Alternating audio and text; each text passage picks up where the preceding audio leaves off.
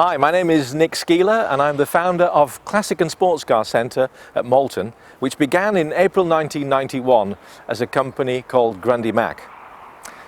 My objective in this next few weeks, for as long as we're locked down with coronavirus, is to try to keep you entertained, a few anecdotes and stories from the company's now almost 30-year history, and to give you some specific information on some of the nicest cars that we've got in our stock.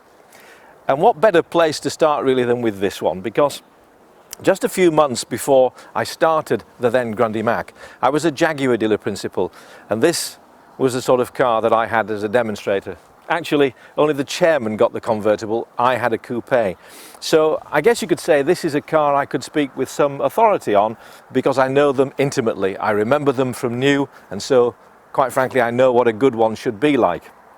So when I started with Jaguar back in 1986, we were just at the end of the sort of pre-facelift XJSs, and you had two choices really, the V12 and the 3.6.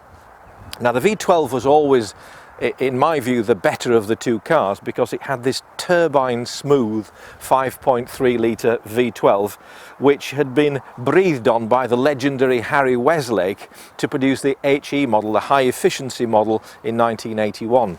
Now what he did was pretty revolutionary really, because he took a 12 mile per gallon touring car and he increased the economy by 50%. And so when I was running these things as demonstrators, I could realistically go to London, have the car on cruise control and get 20 miles per gallon.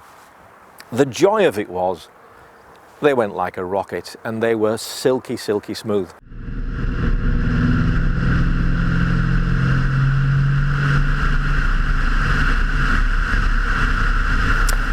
Now there's a feature on the XJS convertibles which I've never read about in any magazines, but I know it to be true. I was involved in them from brand new and I know this to be fact.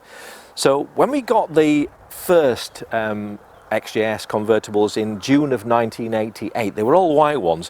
One of the things we remarked upon straight away was that the suspension was much softer, much more forgiving than on the coupes we were used to. And what had happened was that Jaguar had tried to copy BMW, tried to market the cars to a younger driver from about 1986. And so for the 87 models onwards, they had very firm suspension on the and very sort of tight shock absorbing on the coupes. When they tried to develop the convertible, they couldn't do it. The car's long, it's of a fairly sort of old-fashioned design by that time, and it induced scuttle shake whenever it went over bumps. So for that reason, they had to fit the older type suspension with a softer suspension setting really. And so to describe the ride to you, very much more like a sort of early 80s Jaguar XJS or Sovereign. Very smooth, very forgiving. It had weight. And let me tell you, that's such a fabulous feature of Jaguars, because when we had XJ40 in the late 80s, we had suspension tweak after suspension tweak to try to get the lovely ride that the earlier cars had. This car has it, and it's glorious and smooth on the road. Now let me show you this wonderful hood retracting mechanism.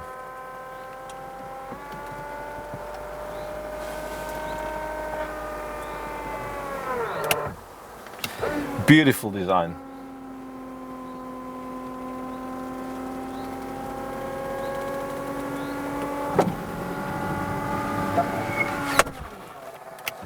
And just a couple of clamps on either side and she's done. How easy is that? Now normally when we're producing videos of the classic cars, we're going into a lot of detail, pointing out the imperfections, paintwork that's been done, marks on chrome, etc, etc. It's just not necessary with this car. When I was selling 3-year-old XJSs on the Jaguar approved used car program, this is what they look like, and I'm not exaggerating. There you are, absolutely beautiful in the engine bay. These have ABS braking system, which was a new introduction for Jaguar in 1988.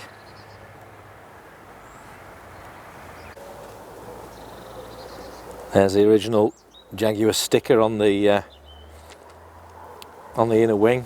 It shows how absolutely original it is.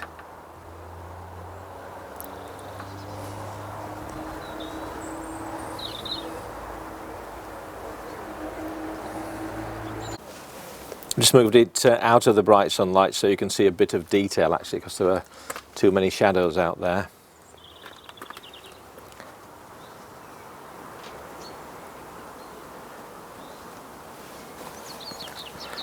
All this is original. Those are the factory carpets with the built-in heel mat.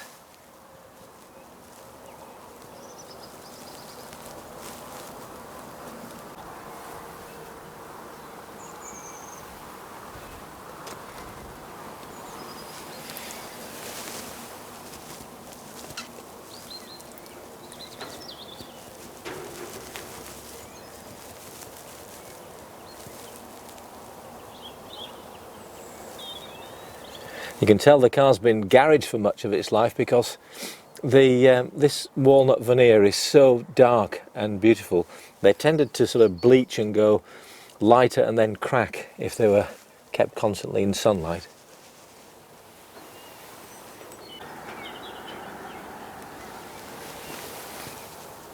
That's a little luggage area behind the seats here, and you can see the speakers built into the lower panel. Well, due to the coronavirus restrictions, I'm not able to have a passenger with me, but I'm just going to have a little run out and take this thing through its paces.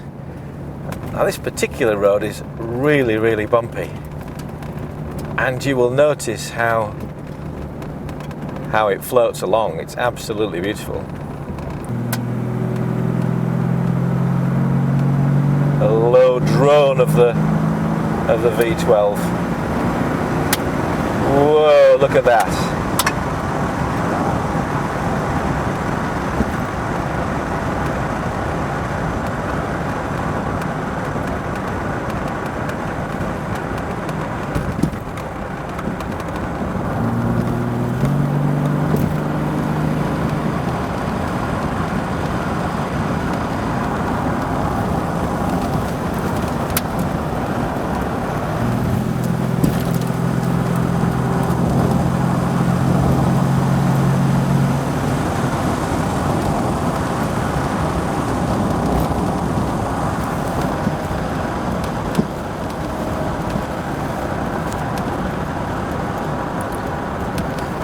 So the XJS 4 litre and 3.6 models had a ZF 4-speed gearbox with torque converter lock. The V12 stayed with the GM 400, a 400 horsepower capacity 3-speed gearbox that was massively over-engineered for the power of this engine, and consequently we never had any bother with them. Literally, the cars would be service after service after service and never ever require any issues, have any issues on the gearbox. So what a beautiful machine. Jaguar XJS V12 5.3 litre automatic convertible model, 21,916 miles from new, and absolutely sensational.